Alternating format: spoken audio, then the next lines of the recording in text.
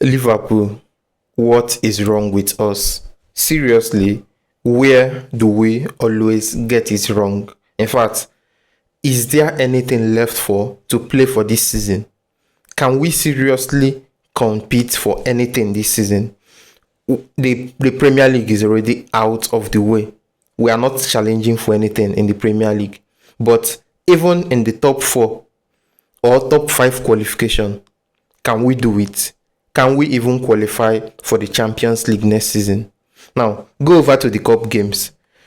Don't forget how we crashed out of the League Cup. It was in a very embarrassing way against Crystal Palace, and the coach threw that game away. He also admitted it. I'm not making things up. He admitted it that yes, he's happy that we crashed out of it so that we can focus on other things. Okay, which other thing are we focusing on? Because currently we are not playing as if we are focusing on qualifying for top 4. We are not fighting as if we are going to go far in the Champions League. Now, FA Cup, you know who you are facing next, right? Manchester City. A very wounded Manchester City. But can you count on Liverpool to get the job done against them? Because very easily, if you look at Manchester City this season, you know that this is not a typical Pep Guardiola's Manchester City side. This is a very inconsistent Manchester City. Yet, in the midst of their inconsistency, at the highest level of that inconsistency, they've played Liverpool twice this season. The first one was a very embarrassing 3-0 defeat just before international break. I think you can remember it. I believe we played them before international break, and we had to sit through the 2 weeks of international break having to relive memories of that painful experience. Well, we just played today against Brighton, a game before international break. And honestly, go and listen to my previous recording regarding this game. Yes, we had a very good performance against Galatasaray. Yes, we got all 3 points against Galatasaray. I said it, we could have scored 10. But I also said, don't be carried away, because this Liverpool, the Arne Liverpool we are seeing this season, can play a game like that 3 days ago, and they will come 3 days later to play as if they've never kicked football before. So what did you see against Brighton? Embarrassing performance, poor performance. Our midfield, oh my god. Now, how can Liverpool's midfield of young stars, young, agile, solid midfielders completely get dominated by Brighton's midfield? Do you want to know who is in that midfield for Brighton? You want to know, right? Okay, listen very carefully. Grob and James Milner. That is the midfield partnership that completely outmuzzled, outran, outperformed Liverpool. Grob is 34 years old. James Milner is 40 years old. We are playing against grandpas and we can't do anything against them in midfield. Can you believe it? Can you seriously believe that same Liverpool, the Liverpool you saw today, despite knowing that this is a game of serious consequences, there were so many jeopardies on the line for this game, because we are trying to qualify for top 4 or top 5. Imagine going next season and you are carrying the likes of Florian Wirtz, Hugo Ekitike, and any other person you can think of that would be there next season, and all of them are going to play Europa League. But let's be serious. Are you even sure Liverpool is qualifying for Europa League next season? Remember what Zobo said. If we continue playing like this, then we should be happy playing Conference League next season. How embarrassing would that be? After all the money we've spent, after all the money we are still planning to spend. So you are going to bring all these players into the squad and you have them playing Europa League.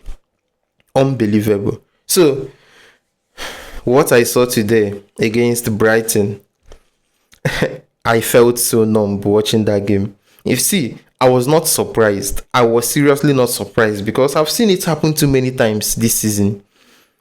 We win games and you are like, damn, we won this game, but do we even deserve the win?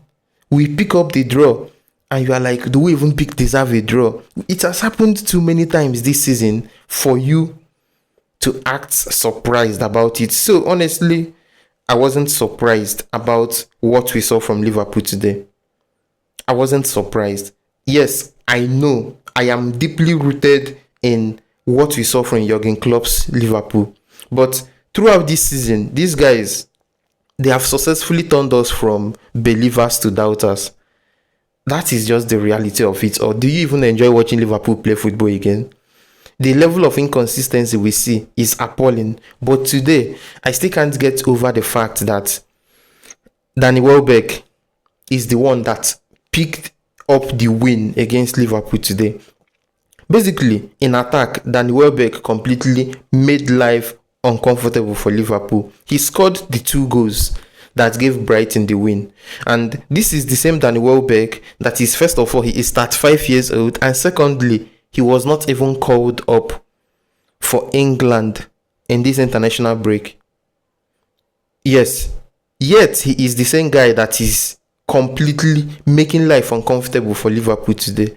So this was a very, very tough watch. It was a very tough watch. And like I always say, I don't know what comes next. Seriously, this is not even the first time we are losing a game ahead of the international break. Now, I don't even know what to enjoy this international break. What is there to enjoy? Maybe you say, oh, let's watch France then in the international break and watch them play beautiful football. But Eketike is not even going to be there. And that is one of the things that honestly, seriously affected our game. Very early into the game, seriously, very early into the game. I think it was barely 6 or 7 minutes into the game. Eketike picked up an injury. Now, he had a collision with Milner. Yes, he had a collision with Milner. When I first saw it, it didn't look like anything serious. In fact, when he was on the floor, I was like, but Eketike is not the type of player that just enjoys rolling on the floor, especially when the game is still at the very early stages. But the more you looked at it and his reaction, the more it became obvious that, oh, something is going wrong here. He even tried to continue playing. Yeah, they took him off the pitch. He received a couple of treatments. He walked back into the pitch, but it was just obvious that he couldn't carry on. And that was when we made the first substitution. And from that moment henceforth, well, we are all speaking in hindsight, because even if Eketike played, no one can surely say that this is how things would have turned out. But at least we know that his absence was properly felt. So it is a very big pity. At least if he didn't get injury, regardless of what happened today, he could have still gone to international break, enjoy playing with his French teammates. But currently, Eketike is out injured for Liverpool, Mohamed Salah is out injured, and Alisson Becker is also out injured. Make it make sense. Just try to explain what is going on, because this season I genuinely can't explain what is freaking going on with Liverpool. And now I want to give a mention to Kekes. Kekes gets the stick a whole lot of time. Ever since he became a Liverpool player, he's been getting the stick, and rightly so. There have been moments in the first half of the season where Kekes was just making a whole lot of mistakes. But the goal he scored today, and bear in mind, this is not even the first time he's scoring for Liverpool. But the problem is that every time he is scoring, he can't even celebrate his goal. Think about it. The last time he even scored for Liverpool, he couldn't celebrate the goal because he scored at a point where we were a goal down, and we did not even end up winning any of those games. So whatever you do, cut some slack for Kekes. He is one of those guys that whenever he's on the pitch, he give his best. He give everything. At least you see him making efforts, running into challenges, running up and down the pitch. But like I said, I'm not surprised with what we saw today. It is a very big pity. It is embarrassing that this is what we have to deal with. But if you talk about being surprised, I'm not surprised about it. Now, we head into the international break. When the international break is over, let's see the version of Liverpool we are going to see. Hopefully, by then, too, all the injured guys, including Isak, would be back fit and sharp.